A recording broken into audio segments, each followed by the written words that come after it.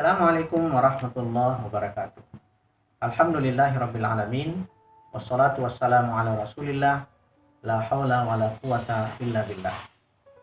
Pemirsa yang dirahmati Allah Subhanahu wa taala, pada tayangan kali ini kita akan membahas dan melanjutkan kajian kita tentang terapi bagi penyakit rohani.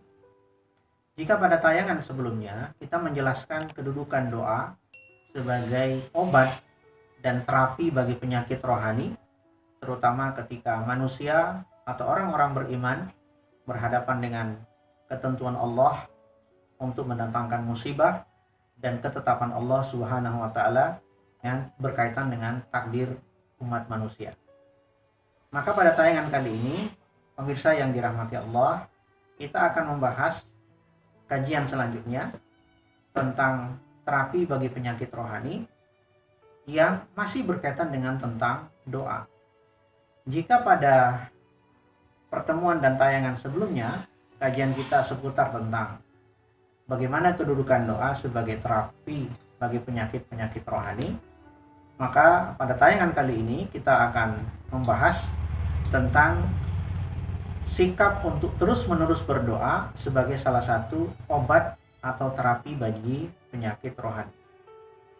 Kenapa sikap dan mudawamah dalam berdoa atau terus-menerus berdoa, tiada henti untuk berharap kepada Allah Subhanahu wa taala merupakan terapi bagi penyakit rohani?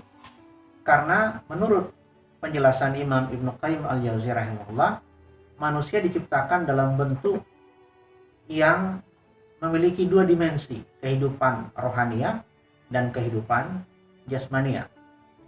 Walaupun manusia diwarnai dengan dua kehidupan ini, tetapi dalam melakukan penilaian, menilai sebuah peristiwa, menilai sebuah keadaan, manusia selalu dipengaruhi dan bahkan lebih dominan menggunakan penilaian yang bersifat jasmania.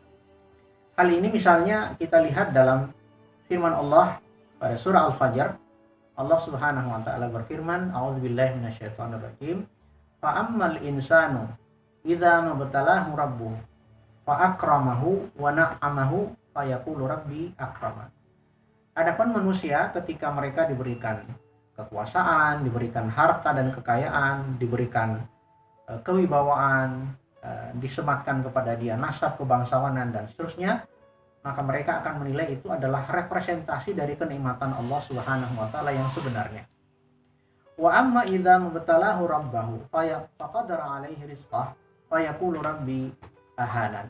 Lalu ketika semua nikmat itu, nikmat kekayaan, nikmat kekuasaan, nikmat kewibawaan, nikmat nasab, nikmat yang lain, ya, dan kesenangan-kesenangan yang lain dicabut atau dibatasi oleh Allah Subhanahu wa taala, maka manusia akan segera menilai bahwa itu adalah representasi dari penghinaan yang diberikan oleh Allah Subhanahu wa taala pada dirinya.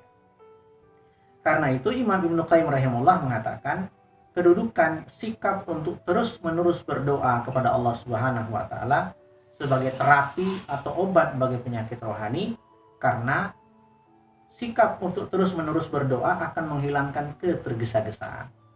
Rasulullah SAW bersabda di dalam salah satu sabdanya, dalam salah satu hadisnya, "Yustajabu li ahadikum ma lam ya'jal." Sesungguhnya doa kalian akan diijabah oleh Allah Subhanahu wa taala sepanjang mereka yang berdoa itu tidak tergesa-gesa. Lalu sahabat bertanya, "Ya Rasulullah, bagaimana yang dimaksud dengan tergesa-gesa dalam berdoa?" Lalu Rasulullah mengatakan, "Fayaqulu da'autu falam yastajib li." Dia berkata pada dirinya sendiri bahwa dia telah berdoa berkali-kali, berpuluh-puluh kali, beratus-ratus kali, falam yastajib li, tapi Allah tidak mengabulkan atau Allah belum mengabulkan doanya. Karena itu, hadirin dan pemirsa yang dirahmati Allah Subhanahu wa taala, pada pelajaran ringkas kita kali ini, mari kita jadikan sikap kita untuk terus meminta dan menegadahkan tangan kepada Allah Subhanahu wa taala sebagai sikap untuk terus membangun optimisme, sebagai sikap untuk menghindarkan diri kita dari ketergesa-gesaan. Mengakhiri pertemuan kita dan kajian ringkas kita pada kesempatan kali ini, saya ingin mengutip perkataan Al-Imam Ahmad bin Hanbal rahimahullah tentang sikap untuk terus-menerus berdoa dan motivasi agar kita terus meminta dan berharap kepada Allah Subhanahu wa taala. Al-Imam Ahmad bin Hanbal dalam kitab Zuhud mengatakan bahwa ma wajadtu linnasi masalan illa rajulun fil bahri ala hasbatin. Saya tidak melihat perumpamaan terbaik bagi orang-orang mukmin yang menggambarkan tentang betapa pentingnya berdoa kepada Allah Subhanahu wa taala, melainkan orang itu seumpama berada di atas terombang-ambing di tengah lautan, dan dia tidak memiliki perahu, dia tidak memiliki bahtera, yang hanya dimilikinya adalah satu-satunya pelampung untuk bertahan hidup, yaitu sebongkah kayu yang sangat tipis. Karena itu, hadirin yang dirahmati Allah, sikap untuk terus-menerus berdoa, selain untuk mengobati penyakit rohani ketergesa-gesaan, juga akan mengobati sikap optimisme kita.